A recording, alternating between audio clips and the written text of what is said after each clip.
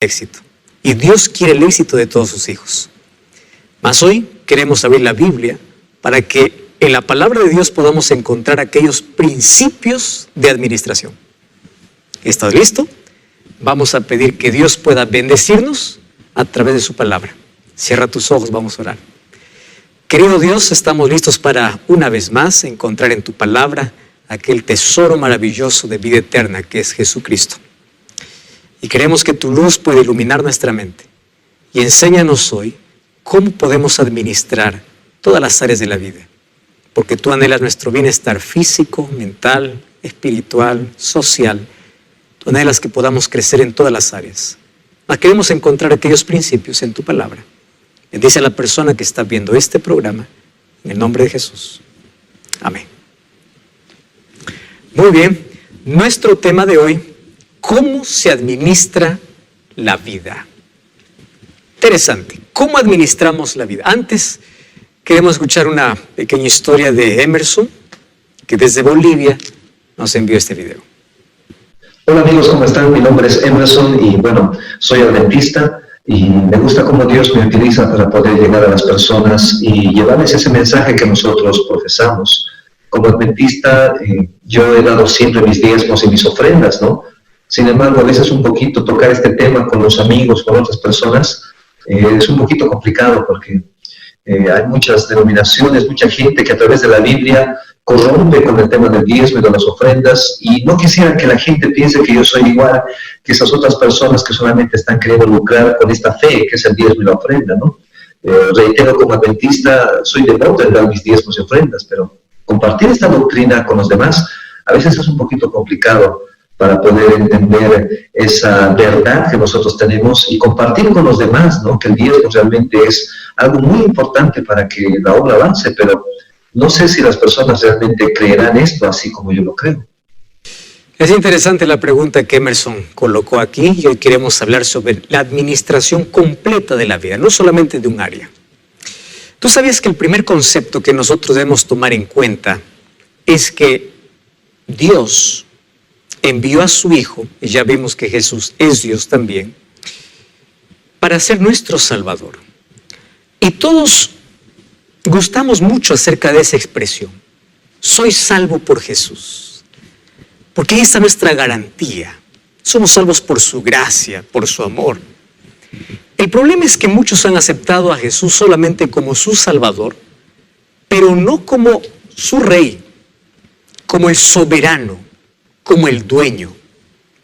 Y allí encontramos un problema muy serio.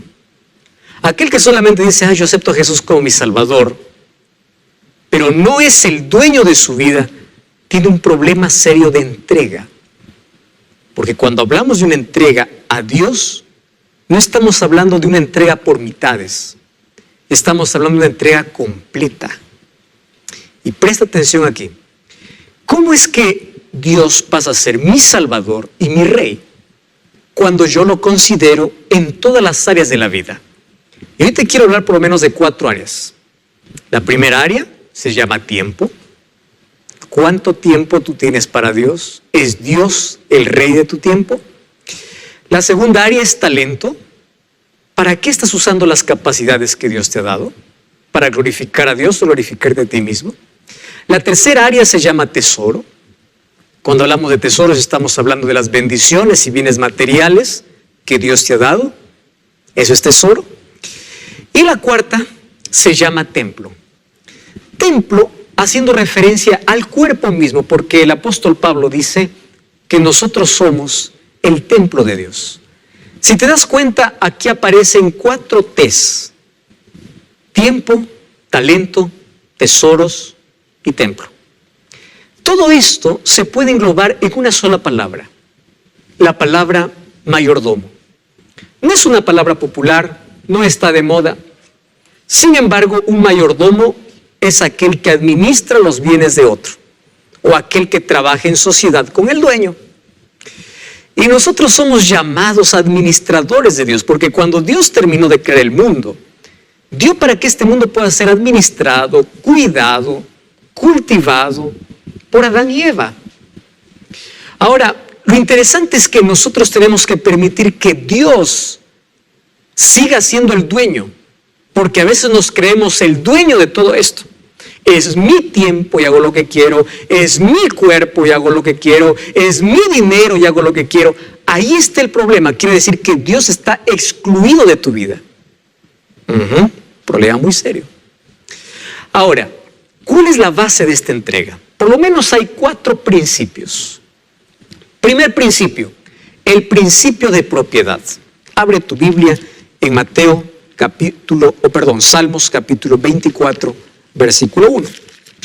Salmos capítulo 24, versículo 1 dice así: de Jehová es la tierra y su plenitud, el mundo y los que en él habitan.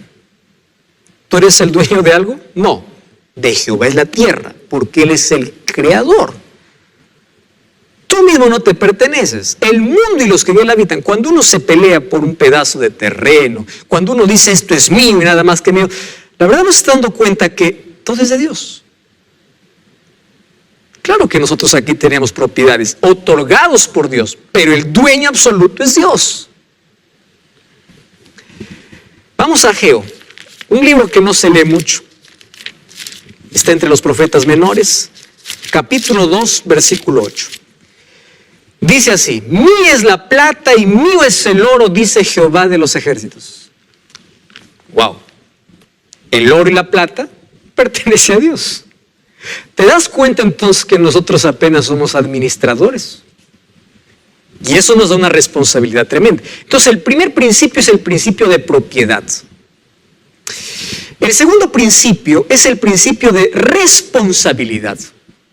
Cuando vamos a Apocalipsis capítulo 11, versículo 18, encontramos una declaración importante. Apocalipsis 11, 18 dice así: se airaron las naciones, esto irá venido, es tiempo de juzgar a los muertos, dar galardón a los siervos profetas, a los santos y los que tienen tu nombre, a los pequeños y grandes, y de destruir a los que destruyen la tierra. El juicio de Dios viene también para aquellos que destruyen la tierra. ¿Por qué razón? Porque el dueño de la tierra, ¿quién es? Es Dios.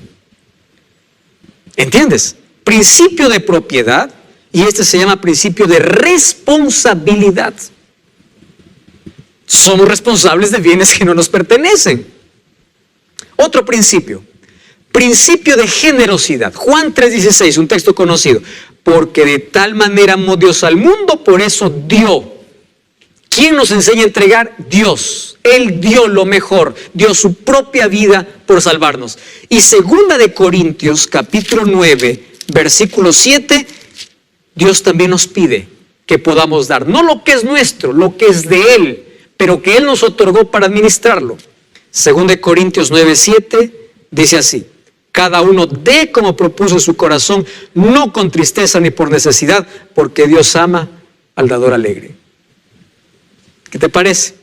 Este es otro principio, el principio de generosidad, de dar, de entregar, de devolver, de reconocer. Hay otro principio que es el principio de sociedad. Deuteronomio capítulo 28 dice: todas estas bendiciones vendrán sobre ti si tú cumples mi ley. Hay bendiciones, es decir, hay un pacto. Malaquías capítulo 3, versículo 8 dice: robará el hombre a Dios, pero ustedes me habéis robado. ¿Por qué? Porque ustedes se creen dueños de aquello que no son. ¿Y de qué está hablando aquí de robo Dios? Que de todos tus tesoros no reconoces a Dios con la 10ª parte, porque Él es el dueño y el creador de todo. Tú no eres el dueño de todo. Muy bien, vamos entonces a hablar, basado en estos principios bíblicos, ¿qué significa administración de la vida? Nosotros tenemos que entregar todo a Dios, porque una entrega total es la mayor experiencia de fe y de adoración. Entrega todo. Esa es tu manera de expresar tu fe y tu adoración a Dios. Vamos entonces con el tiempo. ¿Cómo estás administrando tu tiempo? Y es impresionante cómo la Biblia habla acerca de cómo debemos hacer con el tiempo. El libro de Efesios capítulo 5, versículo 15 y versículo 16 dice así: mirad pues con diligencia cómo andéis, no como necios, sino como sabios. ¿Cuál es la diferencia aquí entre un necio y un sabio? Fíjate aquí, aprovechando bien el tiempo porque los días son malos. ¿Cuál es la diferencia entre un necio y un sabio? Aquel que desperdicia su tiempo es un necio. Aquel que aprovecha el tiempo es un sabio. Tú sabes que Dios nos dio a todos un día de 24 horas. Nadie tiene un día de 25 ni de 28 horas. ¿Cómo nosotros usemos el tiempo? De eso depende cada uno. Pregunta es, ¿cómo tú estás administrando? Mientras que algunos lo desperdician, otros lo desaprovechan. Es verdad, eso es una realidad. Muchos sacrifican lo importante en el altar de lo urgente. ¿Qué te quiero decir? Quitan el tiempo que es para Dios por alguna urgencia. Cuando hablo de tiempo, estoy hablando que de las 24 horas, ¿quién es el dueño de todo el tiempo? Es Dios. Ahora, Dios te entregó para administrarlo. ¿Cómo lo estás administrando? La primera cosa que tenemos que aprender es que la primera hora de nuestra vida, de nuestro día, le pertenece a Dios. Eso es devolución de algo que Él nos da. Pasar tiempo con Dios. Cierta vez un rey vio que allí, cerca de su palacio, había un zapatero que todo el día estaba silbando y feliz. Un día se acerca y le dice, yo tengo tanto oro, plata, tengo cama, tengo todo y no soy feliz. ¿Cómo tú siendo zapatero eres feliz? ¿Qué cosa es lo que haces? ¿Cuál es el secreto? Y él dice, pues, soberano rey, es simple. Administro mi tiempo en 3 cosas. Dios, familia y zapatos. Y soy feliz. Porque colocaba a Dios en primer lugar, luego su familia y luego su trabajo. Listo. Administración de tiempo. Entonces, aquí nosotros tenemos el deber de aprender a planificar nuestro tiempo. ¿Cómo lo planificamos? Primer consejo. Usa una agenda. Hazlo. A mí me costó entender esto. Desde el momento que empecé a usarlo, cambió gran parte de mi vida.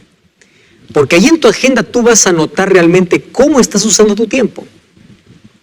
Allí vas a colocar lo que es prioridad en tu vida. Aquello que tiene que ir primero. Aquello que no se negocia. Si tú haces esto, te irá bien. Y aquí coloqué algunos consejos interesantes. Primero, tiempo para Dios. Eso es innegociable. Busca primero el reino de Dios, dice Mateo 6:33. No hay negociación para eso. Número 2, tiempo para la salud. Muchos trabajan y trabajan y trabajan para ganar más. Luego pierden la salud. Todo lo que han ganado lo acaban recuperando la salud. ¿Qué tipo de ganancia es esa? Tiempo para la familia. ¿Cuánto tiempo pasas con los hijos, con la esposa? Tiempo de calidad. Coloca tiempo para el descanso. Dios mandó descansar un día a la semana, que es el día sábado. Ya vimos esto en un programa anterior. Tiempo para descansar tus 8 horas.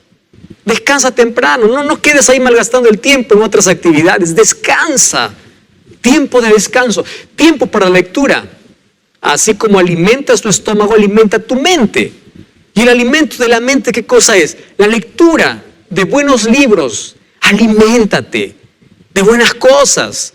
No de novelas y películas, de lectura, de Biblia, de libros cristianos, de libros que te van a ayudar en tu crecimiento.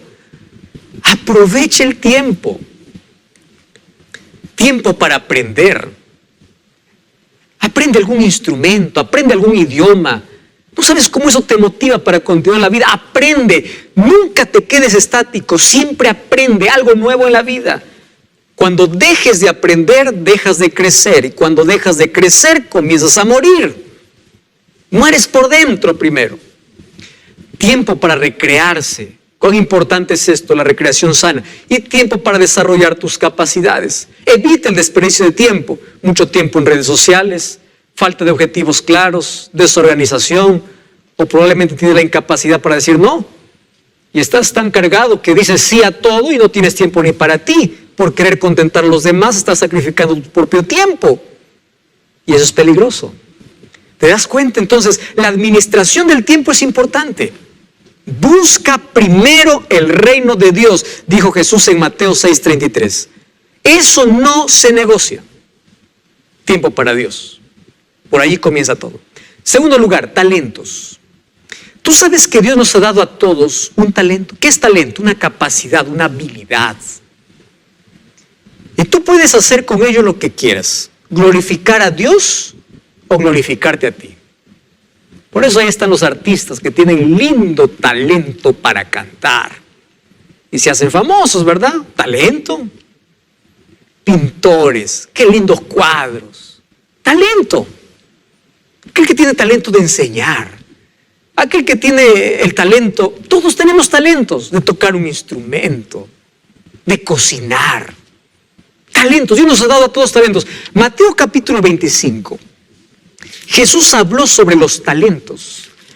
Y dice que un hombre, antes de partir lejos, dio a 3 de sus siervos. Lee Mateo capítulo 25, a partir del versículo 14. Dice que allí a uno le dio 5, a otro 2 y al otro 1. ¿Qué cosa hicieron? Que tenía 5, puso a trabajar y cuando vino el dueño le entregó 10. El dueño le dice felicitaciones.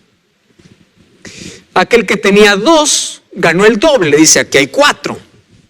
Y aquel que tenía 1 dice no, yo tuve miedo, yo me escondí, así que yo no tengo nada para darte. ¿Y sabe lo que dice Jesús? A este castigó el dueño. Dios nos ha dado talentos a todos. Nuestra parte es poder desarrollarlo, cultivarlo, porque cada uno tiene una habilidad. Ahora, ¿para qué lo estás usando? ¿Para glorificar a Dios o para glorificarte a ti? La entrega de talentos es una prerrogativa de Dios, porque Él decide a quién da. No todos pueden pintar, no todos pueden cantar, no todos pueden enseñar, no todos, cada uno tiene lo suyo y siéntete feliz por eso. Y desarróllate en aquello que más te gusta, es el talento que Dios te ha dado. Aquellos que usan recibirán más, porque talento usado es talento multiplicado. Pero aquel que no usa su talento, lo esconde, ¿sabes qué sucede? Lo puede perder. Todo talento es valioso. No puedes decir, él tiene más talento, él tiene menos talento, es mejor el talento. No, todo talento es valioso. Un talento te mantiene activo en la espera. ¿Por qué Dios nos ha dado talentos? Para que todos usemos nuestros talentos para honrarlo. Y así nosotros podamos cumplir la misión. Ese es el objetivo de los talentos. Ahora, en 1 Corintios capítulo 12, yo encuentro que el Espíritu Santo otorga dones. Tú puedes decir, pastor, ¿cuál es la diferencia entonces entre un don y un talento?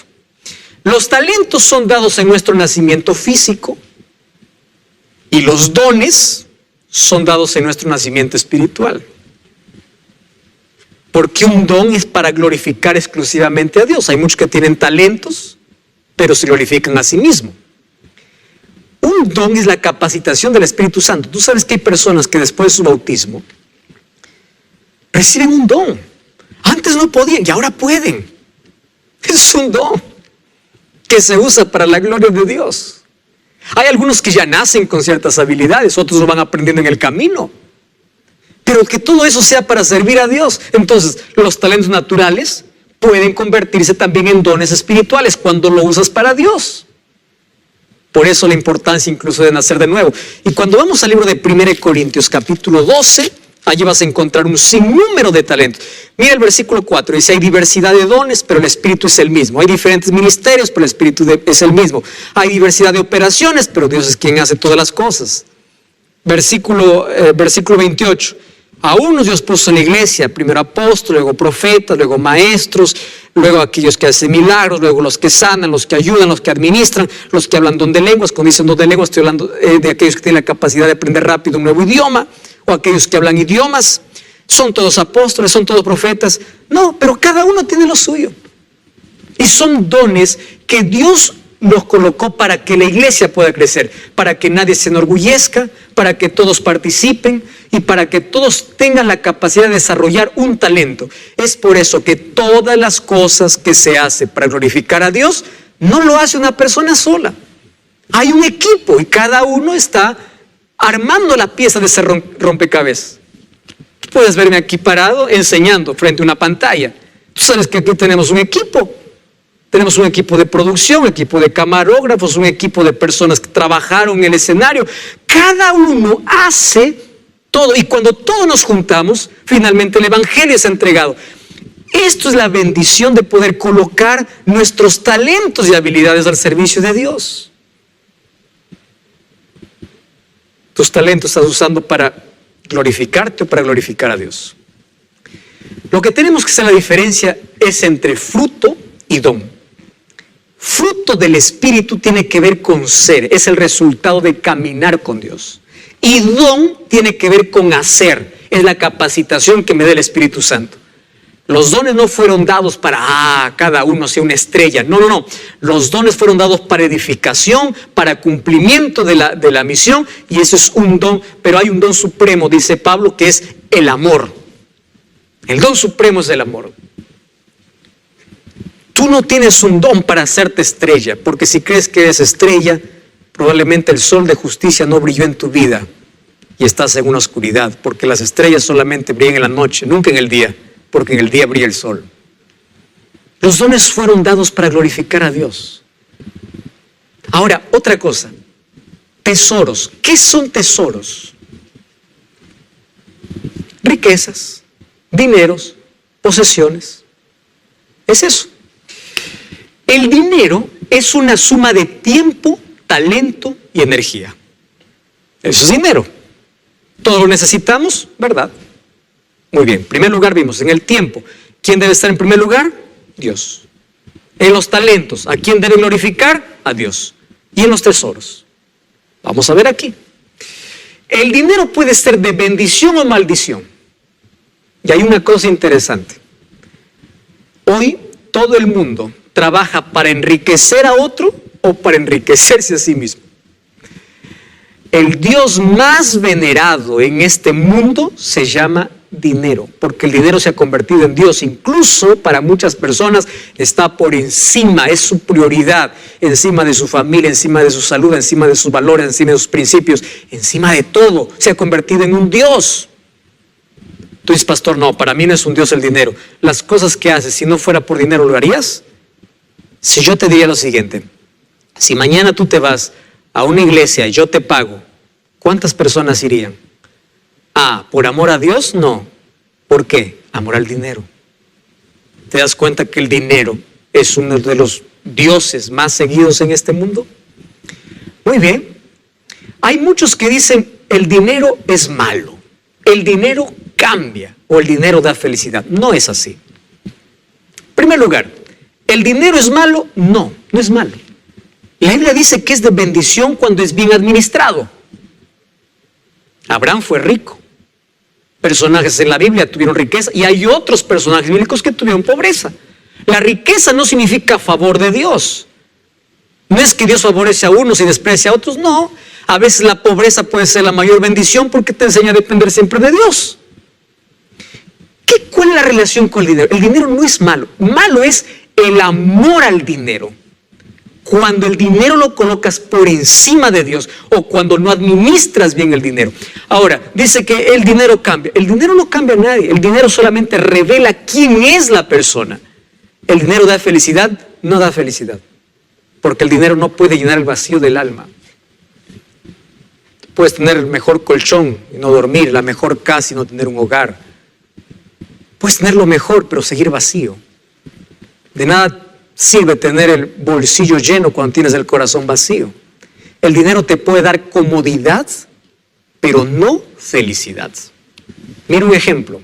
Allí encontramos a muchos actores, artistas famosos, que lo tienen todo. Y acabaron en la muerte, buscando la muerte, suicidándose incluso. El dinero no es la respuesta para todo. Ahora, la Biblia habla mucho acerca de finanzas. ¿Tú sabías eso, que la Biblia habla de dinero muchísimas veces? Jesús en sus parábolas habló mucho acerca de dinero. ¿Por qué razón? Porque muchos colocan el dinero en el lugar incorrecto, donde no debe estar. Y esto tiene que ver también con entrega. La Biblia habla, por ejemplo, de ahorro. Proverbios 13, 23, 21, 20 incluso nos ilustra. Mira, dice al hormigo perezoso. ¿Qué hace la hormiga? Trabaja, ahorra, para que cuando viene la crisis, ella ya trabajó en el verano. Es decir, Cuando las cosas están bien, ella trabaja y ella ahorra. Y cuando viene el invierno, ¿qué cosa hace? Ella empieza a comer lo que ahorró. Cuando viene la crisis, ¿qué hacen las personas si todo lo acaban cuando reciben? La Biblia nos enseña a ahorrar. La Biblia nos enseña a vivir dentro de nuestra realidad.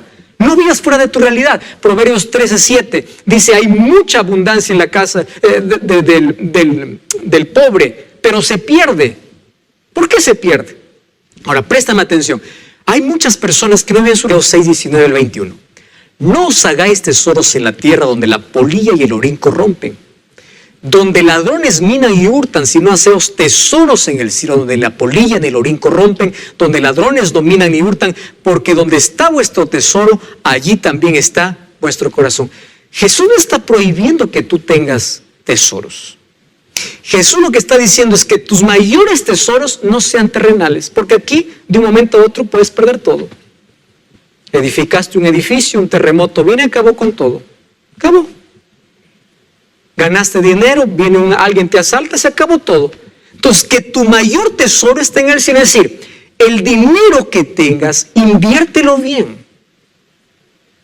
Eso es lo que Jesús está diciendo, no está prohibiendo. ¿Por qué? Porque donde está vuestro tesoro, ahí también estará vuestro corazón. En otras palabras, ¿cuál es el mayor tesoro que tú tienes en la vida? ¿Es Cristo o es el dinero? Es colocarlo simplemente el dinero en lugar correcto, nunca por encima de Dios. ¿Y qué cosa más podemos aprender con eso?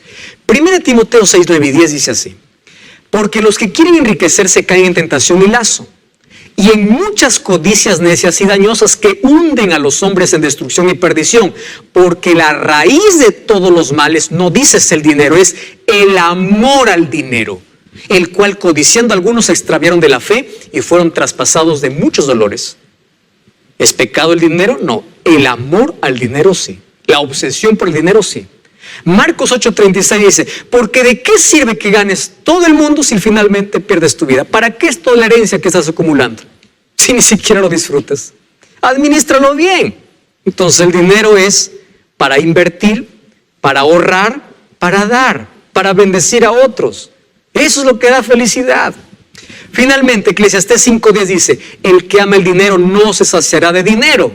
El que ama mucho el tener no sacará fruto. También esto es vanidad.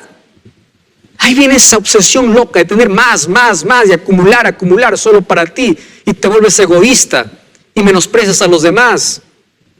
Y no ayudas a los pobres. Y no haces obras de bien. ¿Para qué finalmente? Te mueres, dejas todo para otro. Administración sabia del dinero. La Biblia cuenta dos historias. En Marcos 10:17 habla de un joven rico que era correcto, el hombre, en toda área de la vida. Guardaba los mandamientos de Dios, hacía lo correcto, pero él hizo del dinero su Dios. Y Jesús le dice, ¿guardaste los mandamientos? Le dice, todos. Una cosa te falta. Vende todo lo que tienes y da a los pobres. Jesús no está diciendo, quédate pobre. Lo que le está diciendo Jesús es, no coloques el dinero en el lugar de Dios. Renuncia a ese amor por el dinero. Y dice que él se fue triste. Encuentra otro rico en la Biblia llamado Zaqueo. Lucas capítulo 19, del 1 al 10, puede leer su historia. Un día cuando se encontró con Jesús, hasta antes de su encuentro, el dinero era lo más importante. Después de su encuentro con Jesús, el tesoro más importante era Cristo. Tanto así que sacó su dinero y repartió a todos a quienes, gracias a ellos, se había enriquecido ilícitamente. Devolvió lo que había robado, incluso compartió con los pobres, porque su mayor tesoro ya no era el dinero, era Cristo, y ahora estaba dispuesto a reconocer su error y a bendecir. Eso es uso sabio. ¿Cuál de los dos representas? ¿A Zaqueo o al joven rico? Los dos eran ricos. Deuteronomio 8, 17 y 18 dice la Biblia, no digas en tu corazón, mi poder y la fuerza de mi mano me han traído esa riqueza. Acuérdate de Jehová tu Dios, porque Él te da el poder para hacer las riquezas, a fin de confirmar el pacto que juró a tus padres. No digas de tus frutos, solo de mi sudor, de mi trabajo. ¿Quién te dio el tiempo? ¿Quién te dio la vida? ¿Quién te dio la salud? Es Dios. Claro que hay que esforzarse, claro que hay que sudar para obtener algo en la vida, hay que trabajar duro, sí, pero acuérdate de agradecer a Dios, que tu corazón no se incline tras el dinero como tu Dios. ¿Y de qué manera Dios nos ayuda? ¿Cómo es que Dios nos libra del egoísmo y nos ayuda a recordar que no todo es nuestro? Proverbios 3, 9 y 10. Honra a Jehová con tus bienes y con las primicias de tus frutos, y sean llenos tus graneros con abundancia. Honra a Jehová porque reconoce lo que Él es el dueño. Y Él mismo en la Biblia aprobó una forma, Él dio una forma sistemática para reconocer que Dios es el dueño de todo. ¿Eso cómo se llama? Diezmo. Hay algunos que tienen un cierto odio cuando habla la palabra diezmo. Ese está hablando de dinero para enriquecerse. Este quiere... No, espérate un momento. No te estoy hablando aquí de teología de la prosperidad, te estoy hablando de diezmo bíblico. Y vamos a abrir la Biblia, vamos a ver si esto fue dado por Dios o fue un invento humano para enriquecerse. Vamos a ver cuál es la finalidad. Dios te dice, del 100%, la décima parte, de décima viene diezmo. Dios no te pide lo que no te da.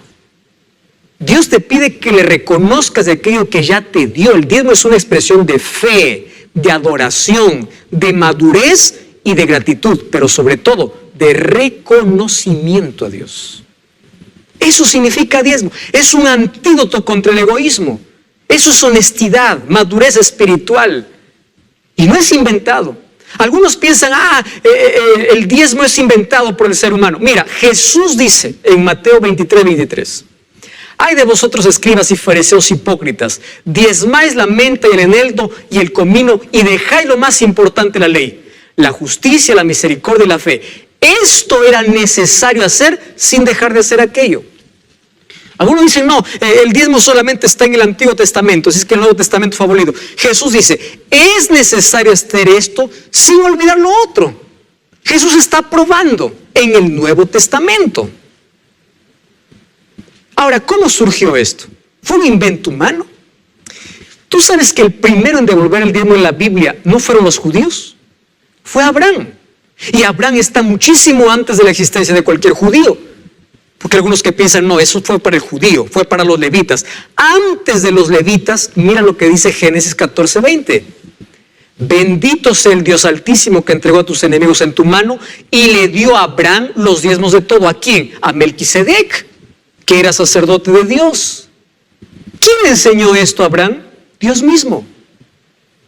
Mira lo que dice Génesis 28, 22. Esta piedra que he puesto por señal será casa de Dios, y de todo lo que me dieres, el diezmo lo apartaré para ti. Quiero que prestes atención. El diezmo no es una donación. El diezmo es devolución de las bendiciones recibidas. ¿Qué cosa decía Deuteronomio? Para que no te olvides que de Dios es todo lo que tú tienes. El antídoto para colocar el dinero en su lugar. Y Dios no te pide todo, Dios te pide de lo que Él te bendijo. Porque hay muchos que buscan con la Biblia enriquecerse diciendo, coloca aquí 100 y Dios te dará 1000. Escúchame una cosa, eso está equivocado. El diezmo no es para reclamar que Dios te bendiga más. El diezmo es gratitud por lo que ya te bendijo. Por eso es décima parte de tus ganancias. Y ya te diste cuenta que es antes de los levitas y de los judíos. Claro, cuando ya apareció la tribu de Leví, ellos estaban exclusivamente trabajando en el santuario, no tenían herencia y los diezmos eran para la tribu de Leví. Y ahora la pregunta es, cuando el pueblo de Israel desapareció, los levitas desaparecieron, ¿el diezmo ya no es necesario? ¿Las ofrendas no son necesarias? Vamos a ver qué dice el apóstol Pablo. 1 Corintios 9, 13 y 14 dice, ¿no sabéis que los que trabajan en las cosas sagradas comen del templo? ¿Y que los que sirven el altar del altar participan? Así ordenó el Señor, dice Pablo, los que anuncian el Evangelio, que vivan del Evangelio. Préstame atención. El diezmo es una devolución. No al pastor, no a la iglesia, no a Dios. Tú puedes decir, pastor, ahí estás equivocado. Si Dios no necesita dinero. Claro que no necesita porque Él es el dueño de todo. Pero Él creó un sistema para sostener ¿a quién? A sus ministros que predican el Evangelio. Es decir, aquellos que exclusivamente no viven de otra cosa, solamente predicando el Evangelio. Entonces el diezmo es bíblico, es un plan divino. No lo hizo para enriquecer, lo hizo para sustentar de una manera como los otros se sustentan. Y de esa manera el evangelio pueda continuar siendo predicado. Claro que la misión de predicar el evangelio es para todos. ¿Y cómo nosotros allí construimos más obra, abrimos más lugares? Por ejemplo, ¿cómo podemos sostener a un pastor que está en un lugar donde no hay ningún cristiano? Porque hay alguien que dio su diezmo y por ese diezmo ese pastor vive predicando el evangelio. Ah, pastor, pero en mi iglesia eso no se hace. Ahora te voy a explicar la diferencia de por qué muchos aprovechan esto para enriquecerse y negocian la fe. Y eso es triste. Por eso es que hay muchos que tienen un rechazo contra el diezmo. Malaquías 3:8 dice, ¿robará el hombre a Dios? Vosotros me habéis robado. ¿En qué? En vuestros diezmos y ofrendas. El diezmo es la 10ª parte y la ofrenda es una expresión de gratitud.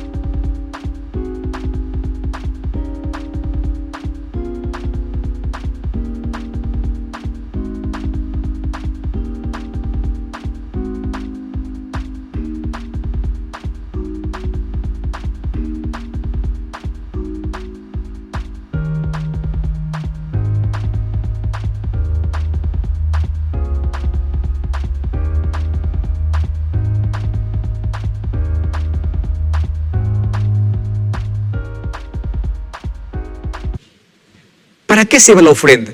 Para los gastos locales de la iglesia. Comprar flores, pagar luz, pagar agua, pagar los gastos necesarios con las ofrendas, hacer proyectos evangelísticos. Y los diezmos. Ahora te voy a mostrar aquí. Predicación del evangelio. No tiene otro objetivo. Tú sabes que gran parte de lo que tú estás aquí recibiendo es por parte de muchos que están diezmando. Por ejemplo, ¿cuánto te estamos cobrando por un curso bíblico? Nada. Tenemos apoyo de los Ángeles de Esperanza y también parte de diezmo. Los medios de comunicación que la Iglesia Adventista tiene, yo te voy a hablar de lo que la Iglesia Adventista hace, porque eso es lo que yo conozco, y para que veas que esta es una iglesia seria. Porque todo diezmo que llega acá es invertido exclusivamente en la predicación del evangelio. Cursos bíblicos, medios de comunicación, evangelismo, se abren en nuevos lugares donde no hay presencia cristiana, nuevas iglesias. ¿Por qué? Porque hay alguien que dio su diezmo. El problema es que hay muchos que se enriquecen con esto. ¿Por qué razón? Ahora te voy a explicar. Porque hay personas que abren una iglesia y todos los diezmos son solamente para él. Y él puede enriquecerse, incluso no tiene miedo a predicar sobre juicio, sobre ley, porque la gente se asusta y se va. ¿Tú te diste cuenta que en la iglesia adventista no hay miedo de predicar cualquier doctrina bíblica? ¿Por qué? Porque la misión es predicar la verdad, no entretener a la gente. ¿Y cómo se usa el diezmo que llega aquí? Con total transparencia. ¿Tú sabes que en la iglesia adventista hay auditoría? Y hay una transparencia, porque incluso aquel que da es donante, aquel que da el diezmo recibe, tiene un recibo y él sabe en qué se está usando. Incluso allí se muestra la manera como se está usando aquel diezmo.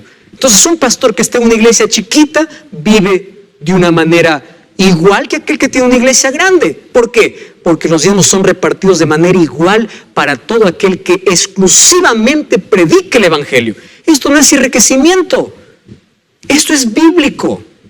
¿Qué cosa no es bíblico? Mira, Oral Roberts, en el año 1918 nació él, hasta el año 2009 que falleció. Él es el padre del evangelio de la prosperidad. Y él introdujo un asunto horrible, por la cual muchas personas, incluso hoy blasfeman contra el diezmo y dicen eso es enriquecimiento. Estás confundiendo mucho diezmo, que es bíblico, con la teología de la prosperidad. ¿Qué cosa decía Oral Roberts? Necesitas dos cosas: fe y dinero para materializar tu fe. dinero para donar y fe para recibir. Esto no es bíblico. Yo te voy a hacer ahorita la diferencia, te voy a mostrar la diferencia entre el diezmo y la teología de la prosperidad. Aquí hay un ciclo de ambición y de culpa. Dios no es el centro del culto en muchas iglesias. Porque en muchas iglesias lo único que hablan es dinero. Venden agua bendita, escobas benditas, negocian iglesias, negocian la fe, piden dinero por una oración. Eso es bíblico. No, no es. Bíblico es el diezmo y la ofrenda. Aquellas otras cosas no son. Ahora, ¿qué cosa es lo que sucede? Él decía, necesitas dos cosas, materializar tu fe. ¿Con qué? Con dinero. El diezmo tú das como gratitud y reconocimiento a Dios. Tú devuelves a Dios, porque Dios ya te bendijo. Y la teología de la prosperidad, ¿qué cosa te enseña? No, tú tienes que dar todo para recibir más. Vende tu casa, tú colocas el dinero en tu casa, Dios te va a dar dos casas. Eso no es bíblico. Eso es como querer obligar a Dios, negociar con Dios, hacer de Dios un banco. Mira, yo te doy 100, tú tienes que darme 1000. Eso no es bíblico. Y hay muchas iglesias llenas que solamente se dan por enriquecerse, creyendo en esta teología, no por amor a Dios. Por eso el culto solamente es de teología de prosperidad. ¿Te das cuenta de la diferencia? El diezmo es de lo que recibe.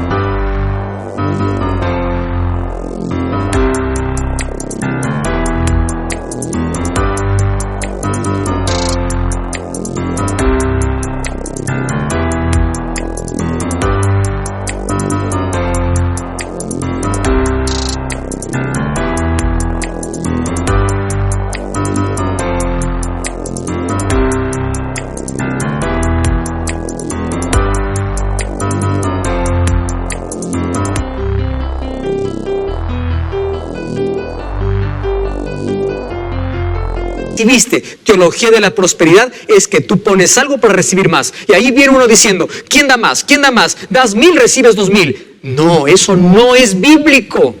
Eso es enriquecimiento ilícito.